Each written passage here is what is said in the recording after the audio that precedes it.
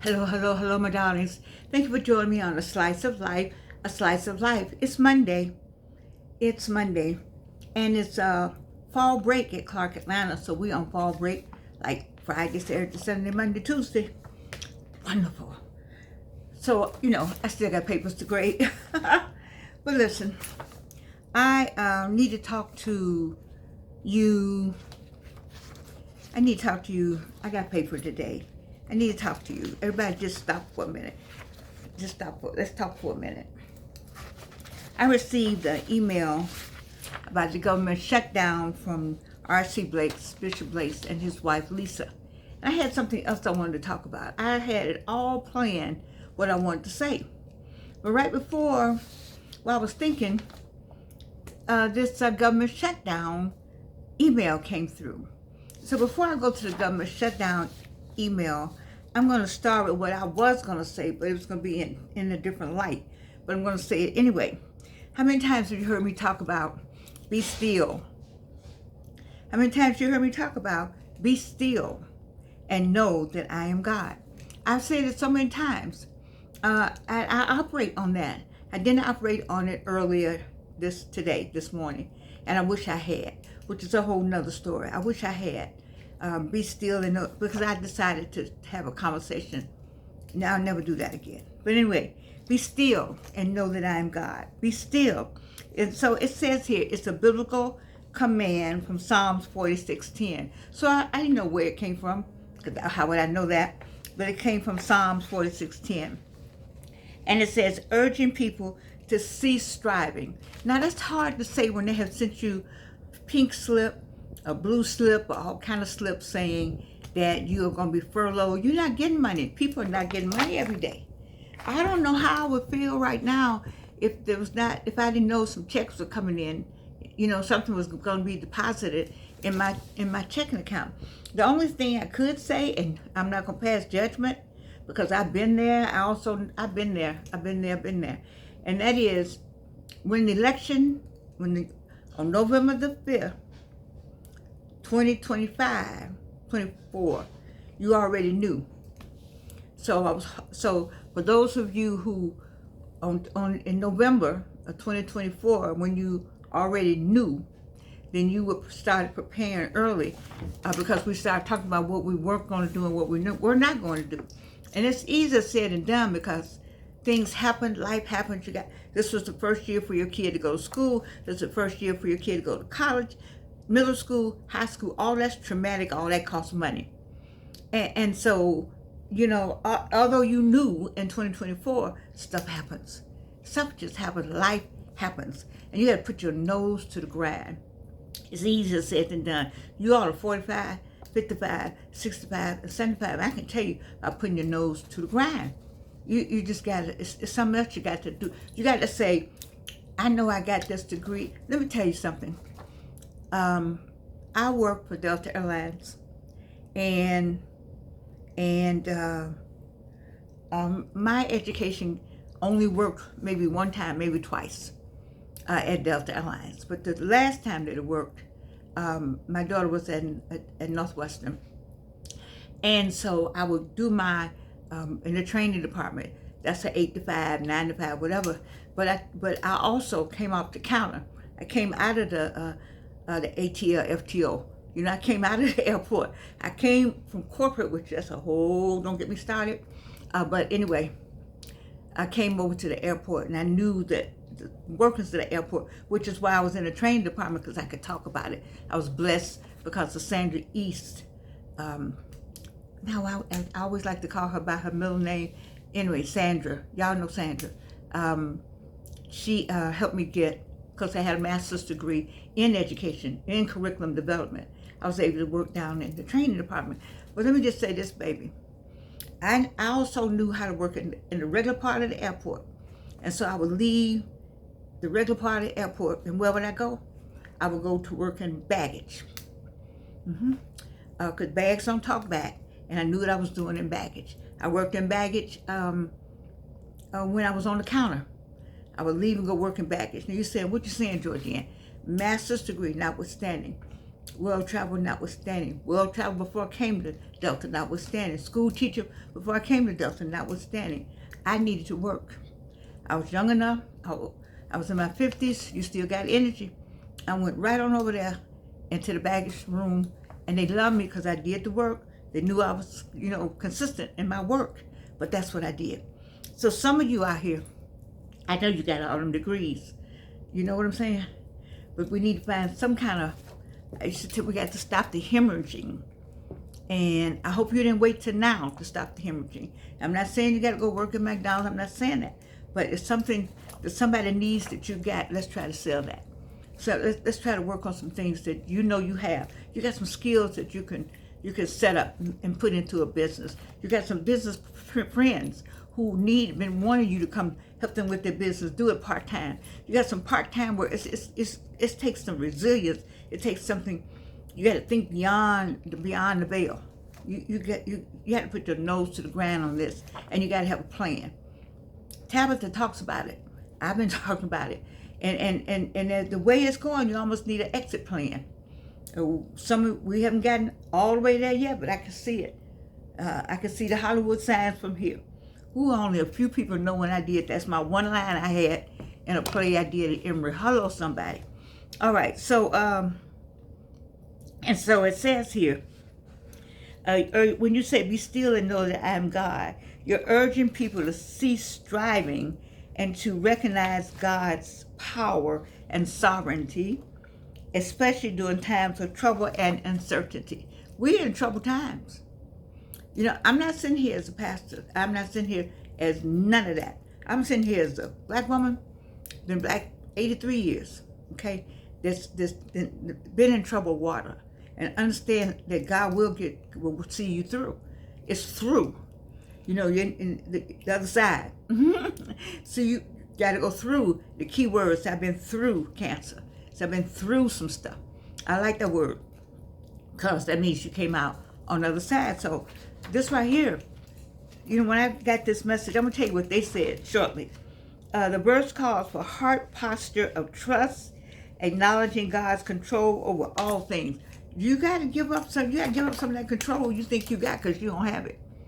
You knew in 2025, when you came out of 2024, what was going on. As they say, Ray Charles could see it. So I'm hoping that you had some sense, just a little sense, and a little life, and said, well, you know what?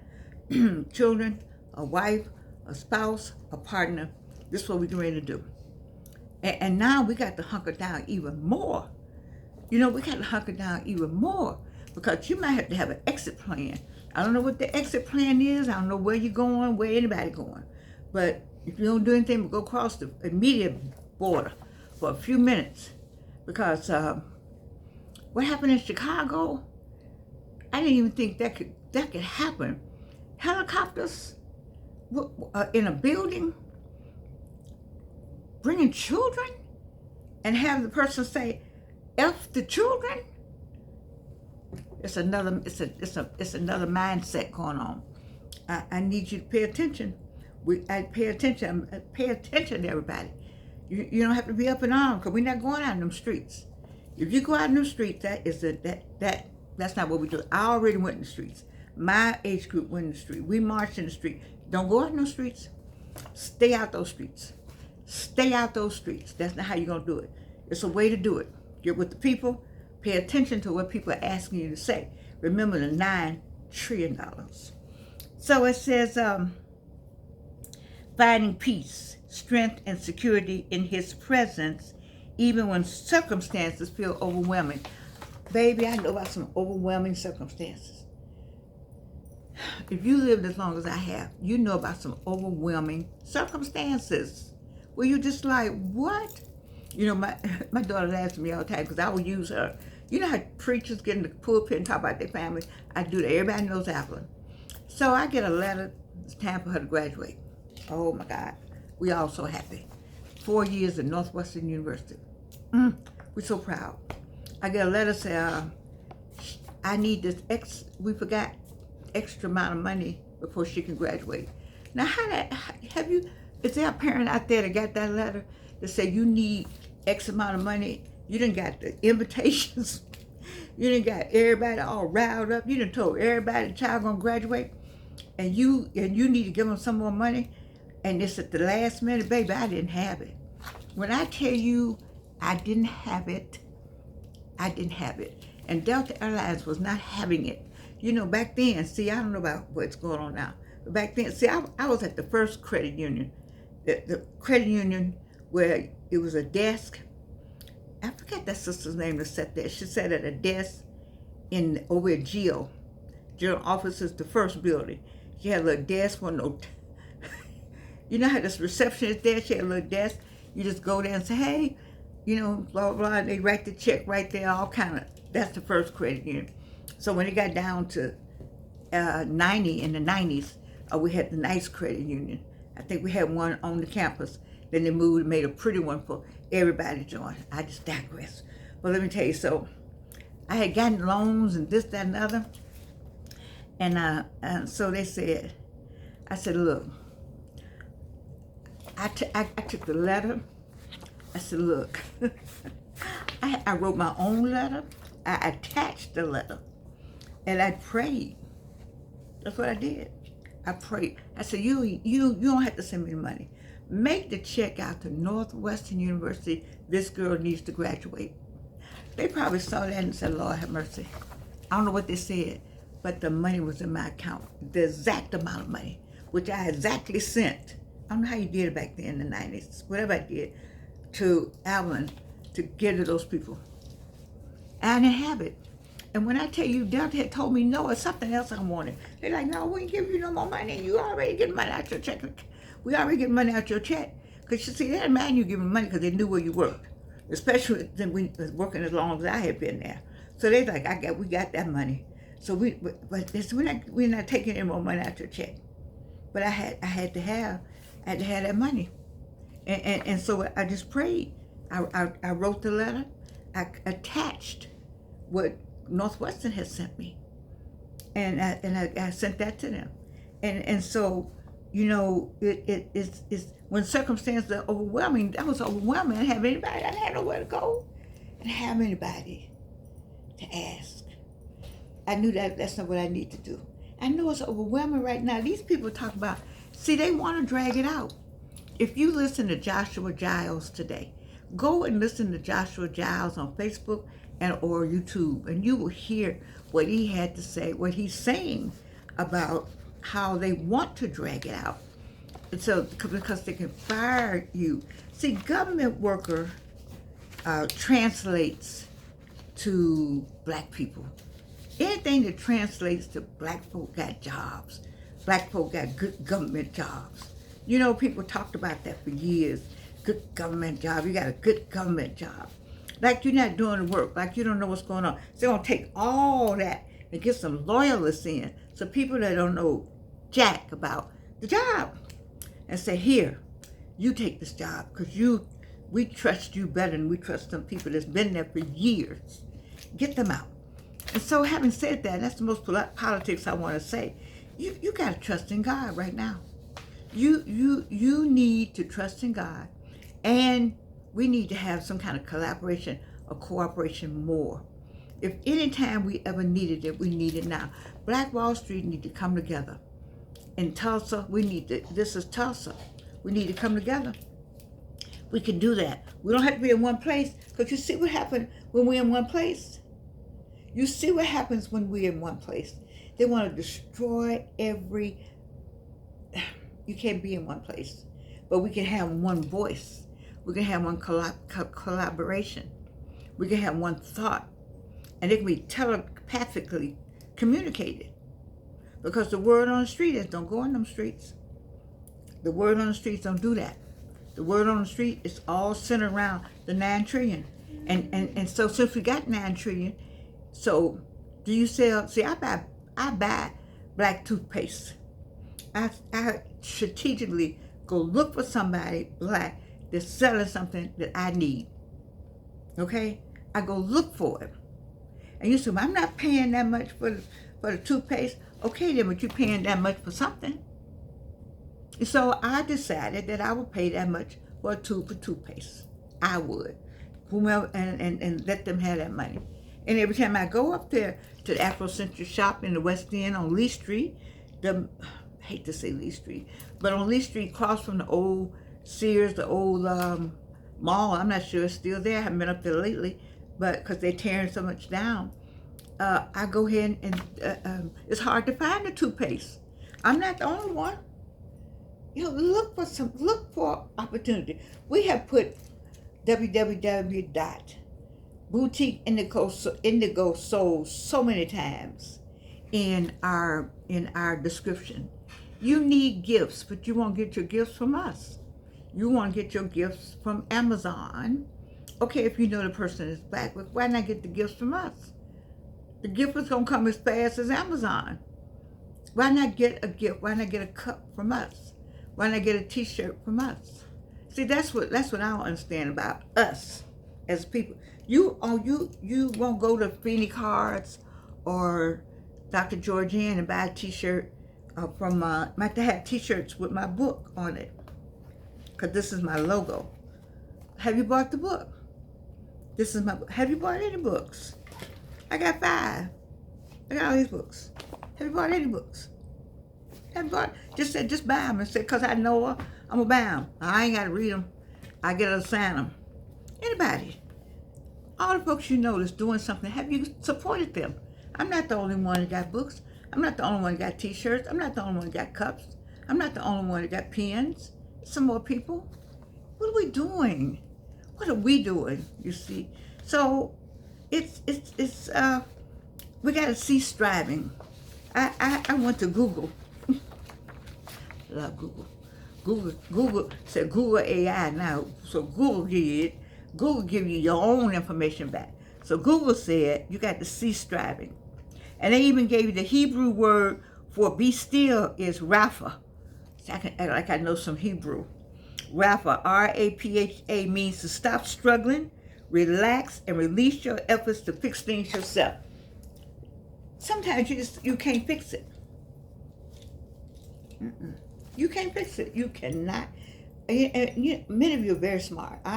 People on the other side of my screen are smart. I don't know any people that's not. But the whole thing is that you can't fix it. Rapha, that's my new word. R-A-P-H-A, Rapha. Be still and know that I'm God. And then he says, trust in God's sovereignty. The command emphasizes recognizing that God is in control and has power over all situations and all chaotic ones. Joshua Giles said, if you think this is chaos, wait till you see what's coming. He said some chaos coming we ain't never seen before. And there's going to be a reset of the money. There's something to think about. A reset of the money. Come on, people. You all know.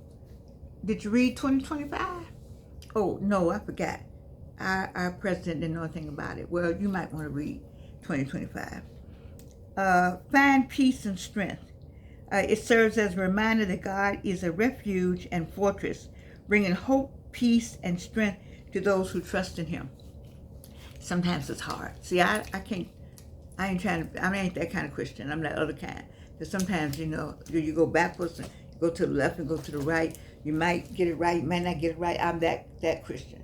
You believe, but you get in trouble not believing. Like I did this morning. I got up, I was just in a panic. And instead of me being still, I should have just been still. I mean, that's what I knew better to do, but I did something else, and it was heartbreaking. I won't do that anymore. I learned. Keep your mouth closed. Keep your mouth closed sometime. When you got stuff going on with you, just be still. Let God handle it. Be still, and see if you can work through it. But I didn't do that. And so it says a call to quiet the soul. He's saying to quiet your soul. It's a call to quiet your soul. Be still means it's a call to quiet your soul. And then it says the phrase encourages quieting one's anxieties. See, I didn't read my own stuff this morning. When you have an anxiety, it kind of quiet. Be still and quiet your anxiety. Quiet your worry and thoughts to make space. See, I didn't make space, and sometimes we don't make space for God's presence and his guidance. You have to be still and know that I'm God. You have to be still and know that I am God. You are Psalms 46:10. You need to have a shirt that says that. And then it says in 46, the verses are part, no, it says the verses are part of a larger passage in Psalm 46 that proclaims God as a refuge and strength. It's difficult right now. You don't have any, your checking, it ain't coming. It's not coming. It's 6 days, and then it's going to have 6 days out of it. If they get it done in 6 days, I'm not sure. Because the word on the street is they want to shut.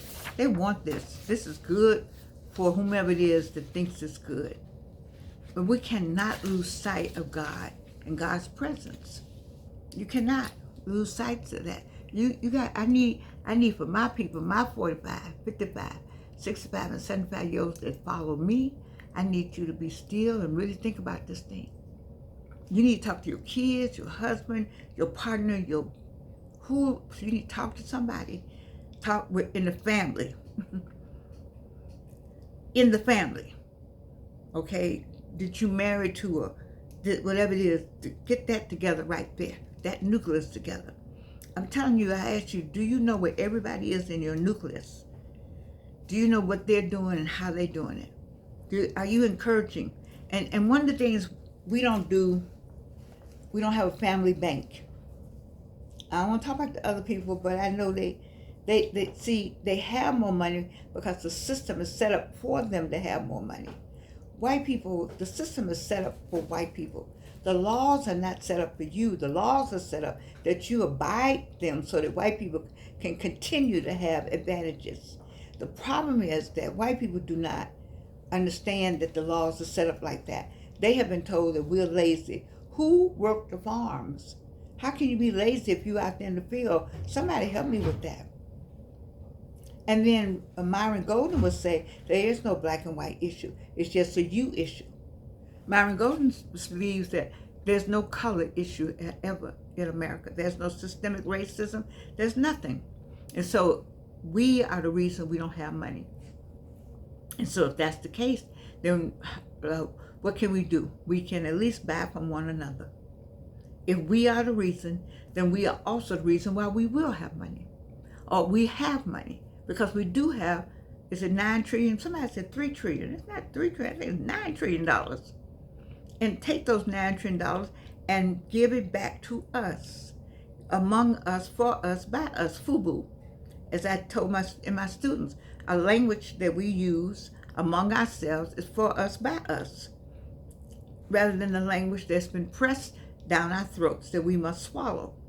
And then people write 10,000, I don't know how many dissertations they've written on our rhythm and what we say and how we say it. You gave us this language. We already had languages that you didn't understand, so you called us dumb because we had a language that you didn't understand, but we understood 2, 3, and 4 languages. Come on.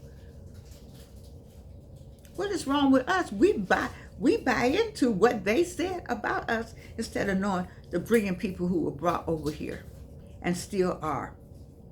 I heard somebody say that they were not connected to African at all, a movie star. I'm not going there. I'm going to tell you what R.C. Blakes, and Lisa's the one who signed it, his wife Lisa. They talked about, I hope this message finds you well. And it says, I know it hasn't been easy. I'm just going to take a few lines. But as we navigate through challenging times, it's essential to approach crisis management with a mindset grounded in resilience, faith, and strategic planning. See, we should be getting messages from every one of your churches. Your church should be messaging everybody in the congregation right now. Who in here works for the government? Who, we have what is it we have? I can't think of the word now when you give money to a benevolent fund. Churches have benevolent funds. I know some people want to take advantage of it, but if nothing else, to have a benevolent fund, we also should have a pantry. And they are saying that the food pantries across America people are just lining up. This is America and people lining up, but that's neither here nor there. Every church ought to have a pantry day, a clothing day, a diapers day, a milk day. We don't have to. Why are we depending on other people? We can do better if we would do better. If the leadership would say, this is what we're going to do. But if the leadership doesn't say it, damn it, you say it. You say it. Say, I'm going to get me a bag of groceries. I don't know who's going to get it. You know somebody in your neighborhood needs it. If you know you're in a neighborhood of people who work for the government and you see their car has not moved in 3 days or 5 days, however many it is. You know, I know sometimes you don't want to get insulted, but if you're friends and you knew your neighbors, that's the other thing. Then you would say, let me just call over there and say how y'all doing. I don't have much, but just let me give you this. That's what we used to do that. We as a people, that's what we did. Don't get me started. Let me go to a few more words and then I'm gone. Effective crisis management involves clear communication, thoughtful decision making, and a supportive network. It is crucial to maintain transparency with your family, friends, and others who are in close relationship with. Listen, if I don't know you, you don't want to tell anybody you're hungry, then you want to sit over there be starving. What the? You need to tell somebody. You need to tell somebody what's going on. Who wants lights and water and stuff cut off and you got children? These children do not deserve this. The children in Chicago didn't deserve that. Our children do not deserve, they didn't ask to come here. That used to be my thing. It was always my thing. They didn't ask to come here. They didn't. I think about this essential. It was a little young woman I met, who asked me one day, you want to try some water? And that was how many years ago? 5 years ago. It has kept me. I know it's kept me. I don't get any money from this. They don't know me, I don't know them. But I know this is the water for me. And I'm a 3 times cancer survivor. And I still need this water. That's just me. But I'm saying, you gotta tell people. They have to be careful. You gotta be careful. I'm going to contradict you for a minute. When you're talking to people and you think they have empathy, and instead they laugh at something you're saying and you're serious about it, that you need to, maybe you have to be careful who you tell. Don't tell it, so you have to be careful who you tell. When you're talking about, I'm in pain, and you bear in your heart, you got to be careful about doing that. You got to be careful about doing that. That's why he says to come to Jesus. Come, be still and know that I'm God. Don't go outside the people. But when you're in a family, though, there's the contradiction there. We need to know that you need some milk. The baby needs some milk, and the baby needs some Pampers, and grandmama needs some what you call them things, whatever, diapers, adult diapers. We gotta you need to buy them cans that just pop open, cause then when they turn them lights out, you think we got problems? We ain't got no problems that we gonna have. I'm trying to get bills paid now, cause I know you gotta buy something else to keep something going in your house, to keep the lights on. You gotta have something else. You think you gonna be around here? I remember Opal. Y'all remember Opal? If you were in Atlanta doing Opal, OPAL, I'm saying, it was down in Florida. So we were like, that's down in Florida. They got nothing to do with where we were, baby. 3 days, no lights. 3, no lights in Atlanta. Who could tell you about it? You don't know what. So they say, do your best to embrace challenging moments with faith and proactive approach. You are strong and resilient. Yes, we are. We come 400 years. You think we can't go through this? You better show them. You can show people better than you can tell them. You can show people better than you can tell them. I'm a witness. Anybody out there a witness? You can show people better than you can tell them. And so you can emerge stronger, wiser, and better. That's what Lisa said. R.C. Blakes, they don't know me. I don't know them. But I like what they said. They about to do a reset in America. Y'all better hear what I'm saying. They got a reset in America coming. And we could sit around and act like we don't know what's coming. But baby, we could see it. We could see the Hollywood sign from here. I was so happy to say that little line in my little play over Emory. Anyway, it's been a day. Be still and know that I am God.